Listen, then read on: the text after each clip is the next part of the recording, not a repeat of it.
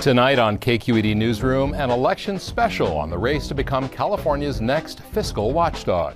We'll be talking with the candidates for state controller, Republican Lanhee Chen and Democrat Malia Cohen. Coming to you from KQED headquarters in San Francisco, October 14th, 2022. Hello and welcome. This is KQED Newsroom. I'm Scott Schaefer, in for Priya David Clemens. Tonight, we're devoting the whole show to a statewide race for the office of state controller. The controller's job is often under the radar, but the position carries a lot of power and responsibility for California's finances. The candidates are both from the Bay Area, Democrat Malia Cohen and Republican Lanhee Chen, and we'll be talking with each of them tonight. But first, what does the controller do? The controller is California's chief fiscal officer. He or she acts as the state's independent financial watchdog, pays the state's bills, helps oversee California's two largest public pension funds, and serves on more than 70 state boards and commissions.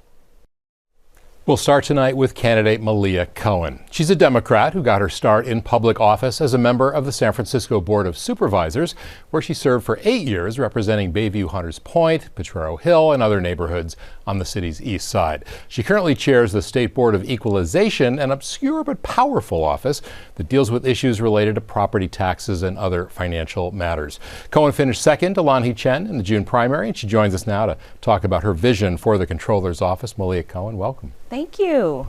Why you? Why are you the best person for this job? Well, I think experience absolutely matters. You heard in the introduction, I spent 8 years on the San Francisco Board of Supervisors, 3 years as in an obscure but powerful position on the California Board of Equalization.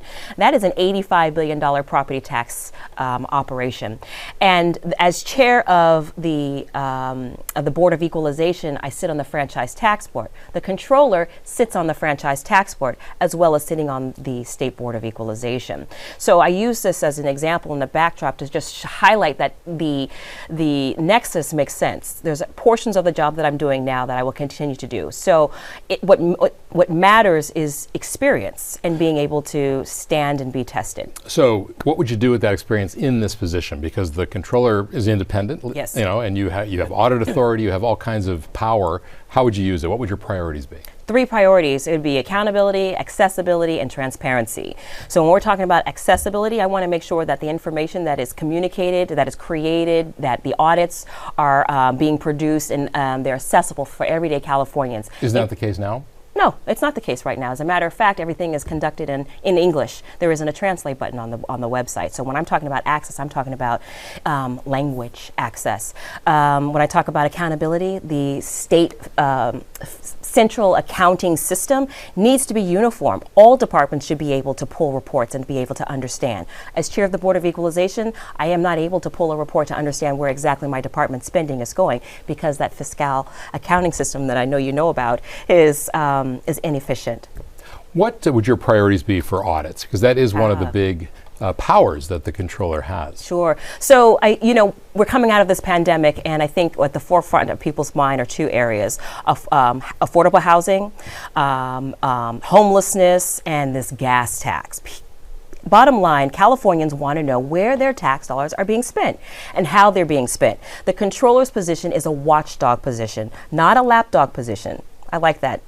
And because I think it really drills down to what we're talking about. You need someone that has that experience, that knows what's going on. And as a watchdog, you're able to understand. So what is unique about me in this particular race is that I would be in a position where I would be legislating, I would be performing audits without favor and without fear.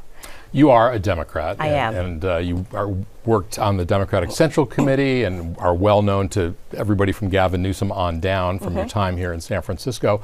So one of the arguments that your opponent is making is That you would be a lapdog. That in other words, it's harder to audit and be tough on your friends who are in control in Sacramento. So how do you respond to that? I think that he might be projecting. It might be difficult for him to be tough on his friends, because remember, Mr. Chen is a Republican, but a Trump Republican, and we're watching these hearings what makes now. You say that? A Trump Republican? Yeah. Oh, because he has lauded and supported Donald Trump's judicial nominees to the Supreme Court, the same jurists that struck down Roe v. Wade. He's got, although he says he's pro-choice. He says he's pro-choice, but only after the primary. And the real question is where are you when it comes to Prop 1? California voters are going to go to the ballot in the next 3 weeks. They're going to throw down their ballot, and Prop 1 is on target to pass. And I believe that Mr. Chen is out of step with what Californians want. Is that really, how could a controller affect either the availability of abortion or funding of abortion services? It doesn't seem to quite make sense Scott, to me. Absolutely. Let me explain it to you. It goes right back to the nexus where you said about audits, because we are talking about multi-millions of dollars, perhaps even billions. We don't know how much is going to be spent, but one thing that we know for sure is that we are going to want to know where those dollars are going to be spent.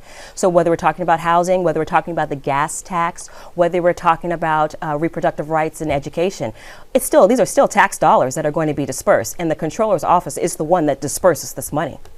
Let's play an ad of Lanhee Chen's. It's about you, of course, not about him so much. Let's give it a look, and then we'll come back and talk about it. The LA Times reports Malia Cohen didn't pay her business taxes, her license revoked, defaulted on her mortgage, and walked away. Cohen can't handle her own finances. We can't trust her with ours. I'm Lanhee Chen. I served under Presidents Barack Obama and George Bush. I'll be an independent controller, endorsed by over 20 newspapers across California. Today, Sacramento's go along, get along attitude wastes billions of your tax dollars. It's why I'll be a watchdog for your money, not a lapdog for the insiders. Did he get that from you? No. So let me ask you about the charge regarding your personal business. You lost your business license, I think, in 2021. What happened, and why, given that, why would voters want to put you in charge of a huge state and the finances with hundreds of billions of dollars coming and going? Well, let me correct the record, because I haven't lost anything. I have not lost my business record. I'm actually in excellent standing. I owe no taxes to the state of California. And this attack is a veiled attempt, I think, to discredit the work that I have done as a public servant for the last 13 years. But the license was what, suspended? The license was not suspended. The license, I think, there was an administrative error where the renewal paperwork was mailed to an old address, and it has since been corrected when it was brought to my attention. Yeah. But the attack says that I owe taxes, and I want you to be very clear. I don't owe any taxes, and I never have. Yeah. The other issue that has been in the news is that you lost your condo when you were. Yes. Was it for lack of payment? Talk about that. It was a while ago. It was like 12 years ago. Yeah, it was a while ago. It was during the height of the foreclosure crisis, and like many Americans in California, 3.5 Californians lost their home, 10 million Americans lost their home, and actually we have I represent Californians, working class people that have lost their footing but have been able to come back stronger than ever. But more importantly, to learn from this and to be able to create policies. This actually strengthens me as a candidate to be able to go after the big banks and hold them accountable. Here we are coming out of the pandemic. There are people now that are also suffering, that are also going to lose their home, that are behind in their property taxes. And so being able to understand that process, being able to connect them to resources that the state has available to people, and also being very empathetic, knowing the pain of what that is, the shame. So I want people to understand they should not be shameful, that they will get through this, and I'd be happy to help them through it. One of the things the Comptroller does, one of the many boards and commissions that they sit on, is the two big pension funds, CalPERS and CalSTRS for teachers. There are some folks who push pension funds to divest, to use their values and their ethics and political clout of a pension fund to send a message to, say, gun makers or South Africa in the 1980s. Would you see that as your role? Would you like to promote that on the pension funds? I wouldn't go so far as to say that I would be promoting it, but I would certainly be a vote. I have that experience. I served 7 years on the San Francisco Employee Retirement Fund, the San Francisco Pension Fund, and we did divest from fossil fuel. It was the worst offenders, and so I do have that in my background. I do have that level of understanding, and do understand how ESG investment can can enhance a portfolio, but also understand how a proxy vote can change directions for asset allocation and investment. So I think that also distinguished me. Also making sure that we don't hide behind the unfunded liability, making sure that we honor our commitment to state employees and to retirees. Mr. Chen has spent an entire career trying to break up Social Security and to dismantle that system. You would be in charge, of course, of all the money coming in and all the money going out. When you think about it, what are some areas that you think California spends too much money on and too little money on? Well, the controller isn't necessarily responsible for the money coming in. The treasurer, it's a dual function, right? The treasurer brings the money into the state, and the controller is in charge of the disbursements. So the accounting, the books, how is the money being spent? Where is it being spent? Was it accurately being spent where it was supposed to? So that is where my expertise would come in. I have that background in understanding the budget on a local level and how it dovetails and into the state level. And what jumps out at you now when you think about, oh, we're spending too much on that? Well, when I think a perfect example would be affordable housing. We are in the middle of a housing crisis. We have there's been a change to how affordable housing developers can get money for their affordable housing projects. And so what I'd like to see is the process be more streamlined. The other thing that we're doing on the Board of Equalization is examining how tax abatements could also stimulate that missing middle economy. So the work that I'm doing now still builds on and will be predicated on that work that I would hope to do as state controller. One of the controversial projects in California, perhaps the most controversial, is high-speed rail. I knew you were going to go there, yes. How would you approach that as controller?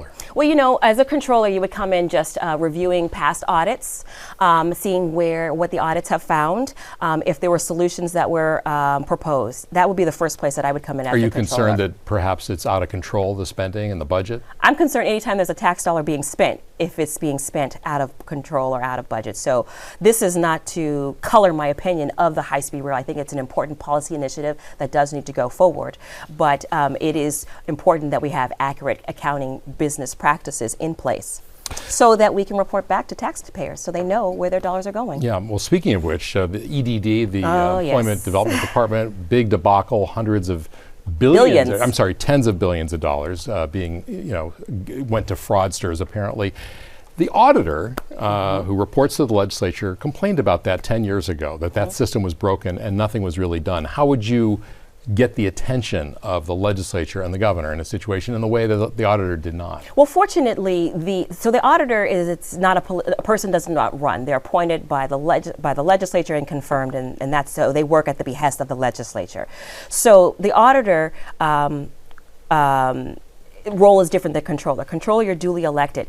But I think that's why what distinguishes me is because I would come in, I could look at an audit, but I also have that legislative background. So I understand the legislative process and can close the gap. That's where the problem, I believe, lies. It's that their problems were identified, but solutions were not proposed. And sometimes solutions are legislative fix and require you to either go to the voters or to work through the legislative process. And just quickly, how are we going to know that you've done a good job as controller? How would you, grade yourself in that job? I think that if the unclaimed liability, if the unclaimed property program in the California Controller's Office is up and operational, we've passed some legislation, we've made it robust to where we're holding businesses accountable. That's an indicator. Another indicator of success would be the amount of audits. If we have found any abuse or fraud, I'd like to make it abuse and fraud easy to report. Okay, we're going to have to leave it right there. Okay. Malia Cohen, thank you so much for coming in. Thank you for having me. And now the other candidate for state controller. Republican Lanhee Chen is a public policy analyst and fellow at Stanford's Hoover Institution. This is his first run for office, but in the past he's advised several presidential candidates, including Mitt Romney and Marco Rubio. He also served in the Obama administration on the bipartisan Social Security Advisory Board. Chen is hoping to do something no Republican has done since 2006. That's win a statewide election in California. Lanhee Chen, welcome. Thank you, Scott. Good to be with you. So this office, as you well know, has quite a bit of power over fiscal matters. How do you want to use that power? I think we need greater accountability for how the state spends money. I think the office was set up to be a fiscal watchdog, to be an office that would give taxpayers a sense of how their money was being spent, where it was being spent, how effectively it was being spent. And I think that power is very important. Knowledge is power, information is power, and as taxpayers in California, we don't have nearly enough of a sense of where the money goes and how effectively it's spent. I think, unfortunately, that's resulted in some situations where there's been mismanagement, some situations where we haven't been solving problems, and I want to bring transparency and accountability back to Sacramento. Well, in fact, you've used the phrase radical transparency. What does that mean? Well, I'll give you an example. We have about $300 billion a year in checks that we cut as a state. The controller is supposed to sign off on each one of those. California is one of the few states where we don't have transparency into the line-by-line ledger, if you will. If you think about a checkbook, we don't have that same kind of transparency in California. They have it in many other states. And what I think we need is some capacity to understand exactly where every dollar is going so that taxpayers can find that information. If it's on the internet, I've talked about an app on your phone. That's what I mean by radical transparency, being able to see what your state government is spending money on down to the penny. So you mentioned, some of the mismanagement, and of course the first thing that comes to mind is EDD, the Employment Development Department, where during the pandemic, tens of billions of dollars got fraudulently received from people who didn't deserve it. As you know, the auditor, the independent auditor, 10 years ago warned about that, and nobody did anything. So what makes you think you, as an outsider, in a sense, could have a bigger impact than the person whose job it was to audit those departments? The auditor, at the end of the day, doesn't have an independent constituency. The controller is independent from every other official in state government, a constitutionally elected officer whose job it is to make sure we retain accountability for solving problems. But in fairness, you're right. The auditor works for the legislature, although they serve for a specific amount of time. But she laid out the problems. Oh, I know. And they just ignored it. I know, because no one followed up. And that's part of the problem. The auditor, Elaine Howell, who recently left the job, did a terrific job for our state. And people should recognize all the great things she did. The problem is when you're not independently elected, when you don't have the platform to be able to stand there and say, you have to solve this problem. Hey, legislature, hey, governor, because you're right, we had a process failure. Technology failures in process of how that money got out the door.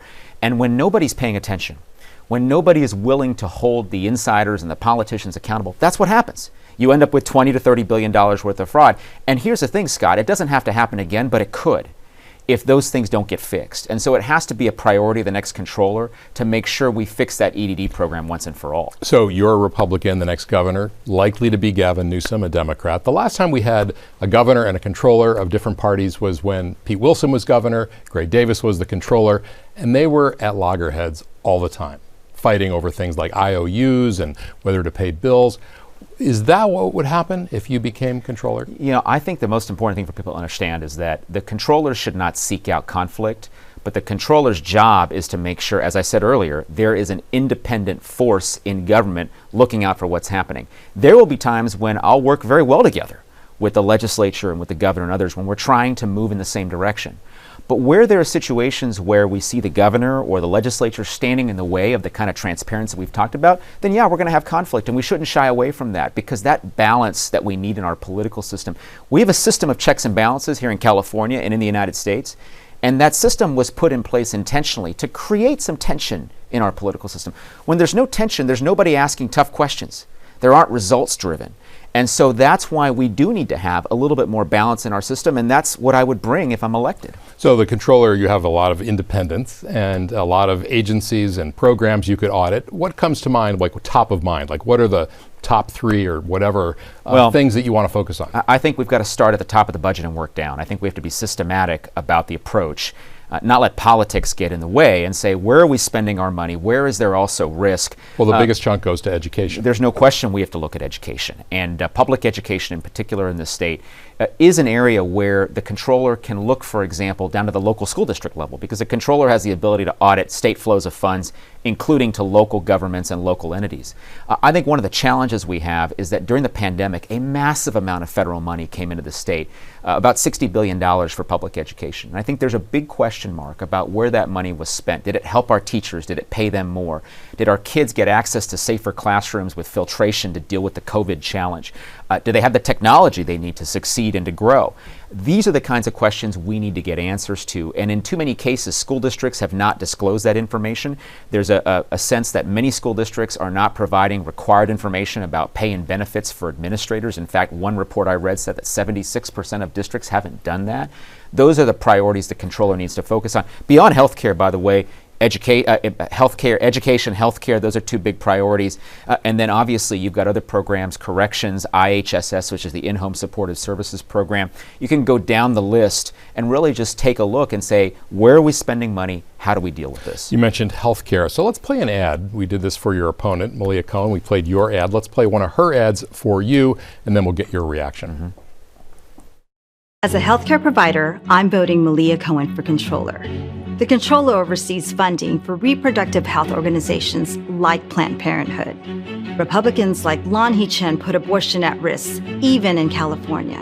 Chen supports Trump Republicans pushing a national abortion ban and refuses to support the amendment to enshrine the right to abortion in the California Constitution. We can't risk having Lanhee Chen in office. Vote Malia Cohen for controller.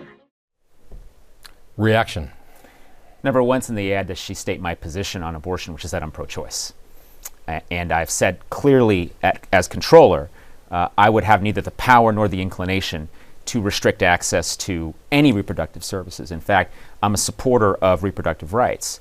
And so I think it's part of an effort by my opponent to mislead people with respect to this issue, and more broadly to mislead people about the controller's role when it comes to, or lack thereof, when it comes to abortion rights and to abortion services. So I can only state my position and let people know where I stand.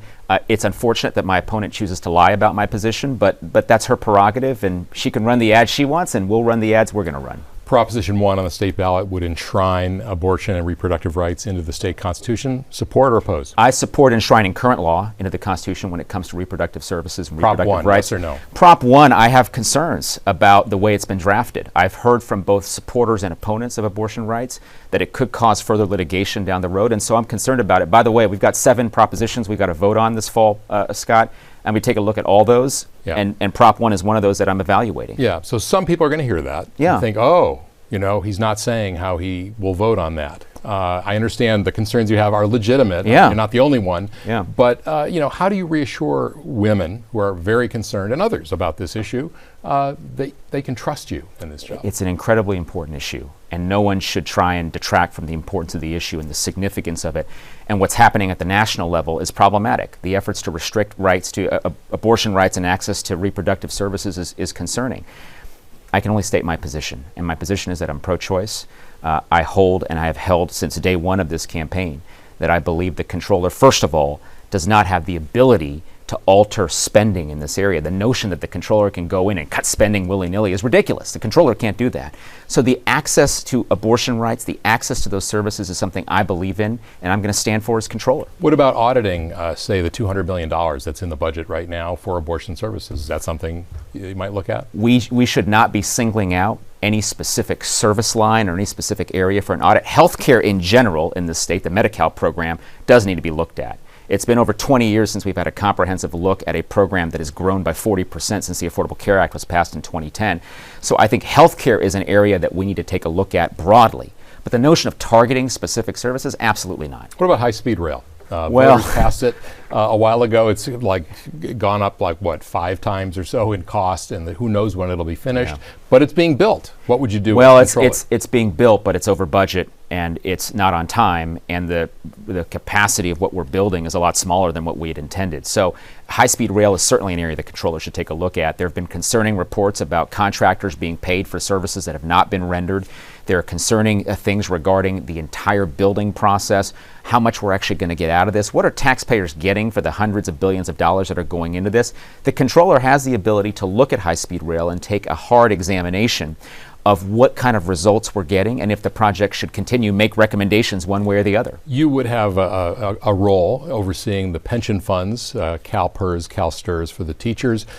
There's often a push there to be active on issues like apartheid and divest from companies with business in South Africa. Right now, there's talk about fossil fuels and Russia.